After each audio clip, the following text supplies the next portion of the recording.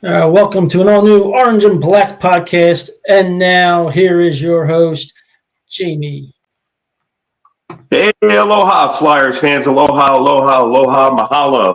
Yeah, sorry about that. I took about a 2 week hiatus, and I apologize for that.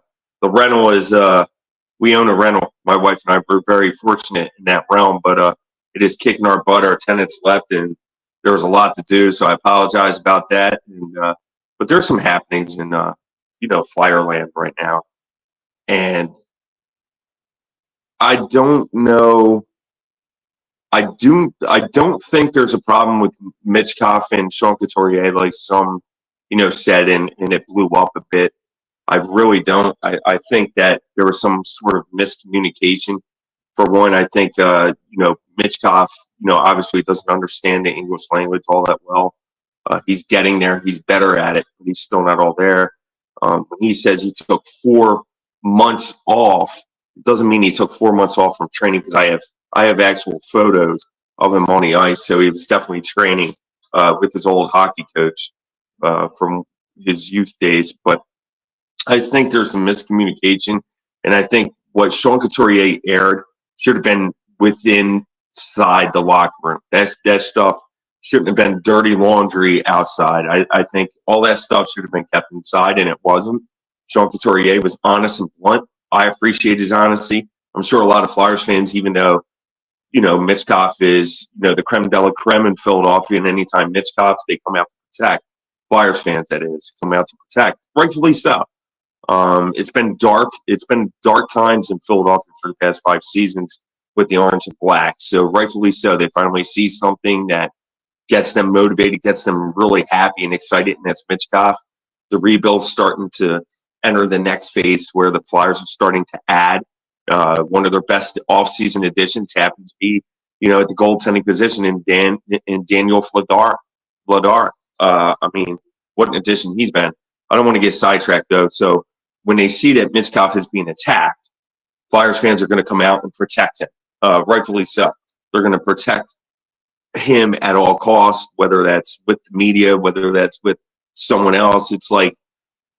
I correlate this to when Gritty was first introduced to the city of Philadelphia. Flyers fans, honestly, at first didn't like him.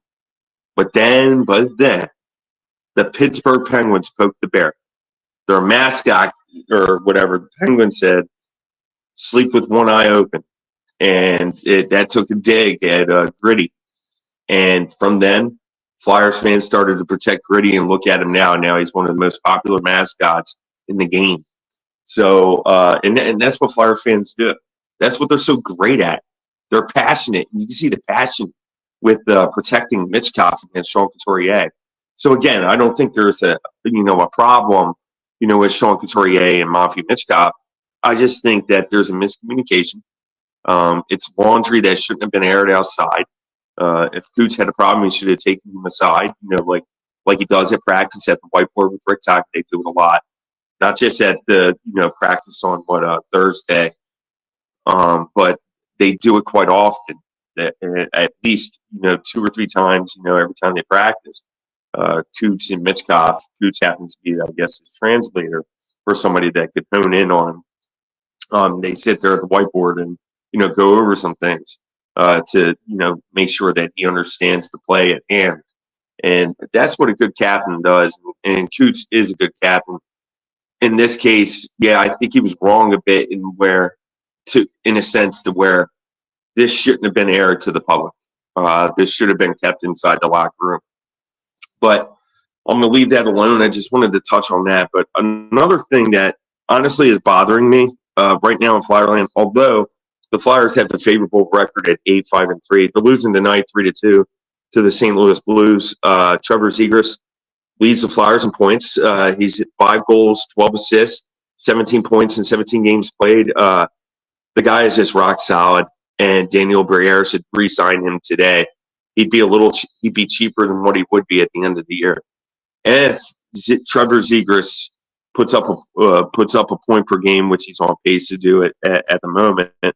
If he puts up a point per game, oh man, that next contract is going to be astronomical. And that's why, if I were Danny Briere, I would re-sign him today. my one big thing with Tocchet is that he wants to preach chemistry. He wants to say, well, the offense needs to do this. We need more puck possession. All this stuff that's great to hear. But it's yet to be proven on the ice. And it's yet to be proven because the lines don't stick from game to game. The lines don't stick during the game. One thing about John Tortorella, he actually gave the lines a shot, for about 4 or 5 games. That was one good thing with him as a coach, that no one can take away from him, is that he actually gave his lines a shot. And then if they didn't after the 4th or 5th game, he'd mix them in the blender through 3 periods. He'd put whomever together. But he actually gave them a shot for about 4 or 5 games. Tocchet, it's like you get a period and that's it. If you don't, he's going to intermix them. And my one thing is that Trevor Zegras is brought here to be a center, and I think he's only played center. Don't quote me, Flyers fans, but I think only for 3 games this season, and then he was taken off. It's like he didn't get a shot playing down the middle. I don't understand why Christian Dvorak is the second-line center. He should be the fourth-line center. Give Zegras a shot down the middle. Put, Trevor Zegras with Matvei Michkov. Do not split them up. But I would put Nikita Grebekin. If you don't want Zegras with Michkov, then make a line of Nikita Grebekin, right? Coots, Michkov. That line excelled in the preseason, and he's yet to go with it. And he keeps preaching that I need to give Nikita Grebekin this ice time. I need to give Trevor Zegras, Matvei Michkov more ice time, and he's yet to do it.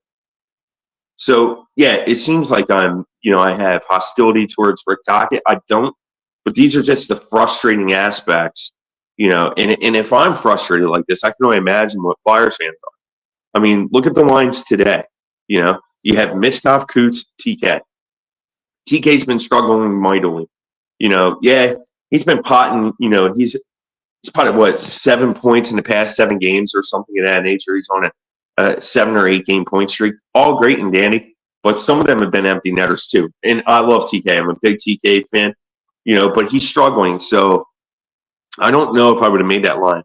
If you were going to switch the lines, then I would have put Grebekin, Coots, and Michkov, because that line excelled in the preseason. I don't care if Grebekin goes from the 4th line, to the top line.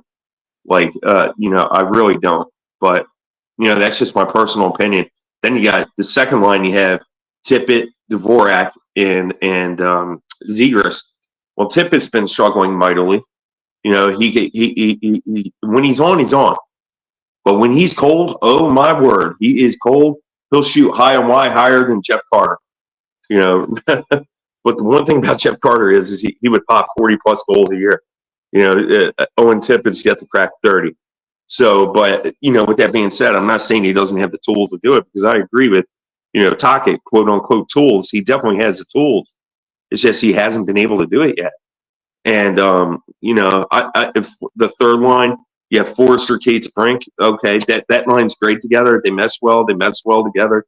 Last year it's probably been the Flyers' most consistent line throughout the year, and it's been one of those lines that has stayed consistent because it's stayed together for the most part, with the exception for when Tyson Forrester was hurt.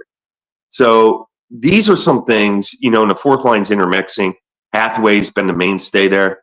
Abels has been in and out of lineup. Delorier's been in and out of lineup. Grebekin's been in and out of the lineup. And then that would solve the fourth line center issue. When you slot the Dvorak back to 4C, put Zegras down the middle, then you finally have something to work with here. Because if you're going to have Zegras as a center, then somebody has to get moved. And I think the odd man out would be Owen Tippett.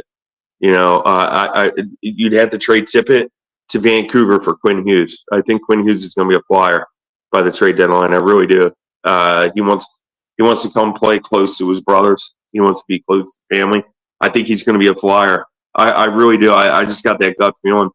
And you have to make way for Porter Martone, who has 2 goals tonight. Porter Martone has 6 goals and 9 assists, in 11 games, in 9 games played now. The guy's just lights out over there for Michigan State. He's having a phenomenal season already. He could be, right now, if the season ended, he'd definitely be a finalist for the Hobie Baker Award, which is given out to the best NCAA player. But That's why I would slot Zegras back down the middle. If I'm Danny Briere, you got to come up and you got to have some stones and tell Tocchet what to do. In this case, I understand that Tocchet, this is his group. This is his baby. I get it. But, he was brought in here to try to be a center at first, and he really hasn't been given much time down the middle to do such. 2 or 3 games isn't going to cut it for me. I'm sorry, but he should play at least half the season down the middle. Maybe it solves their 1C center issue. Maybe it solves their 2C center issue. You know what I mean? Because Coots is playing out of position anyway because he's not a 1C anymore.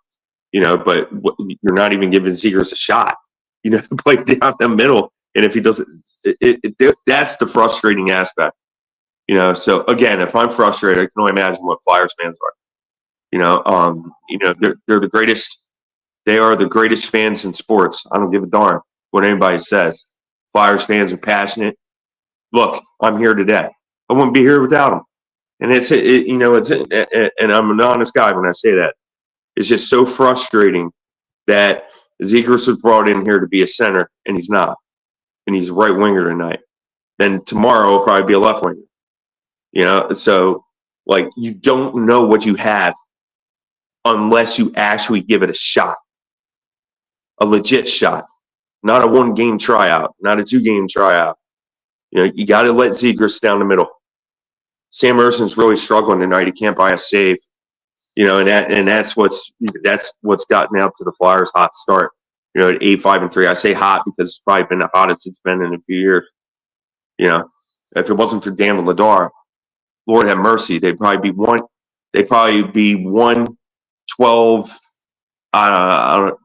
1-12-3, something of that nature.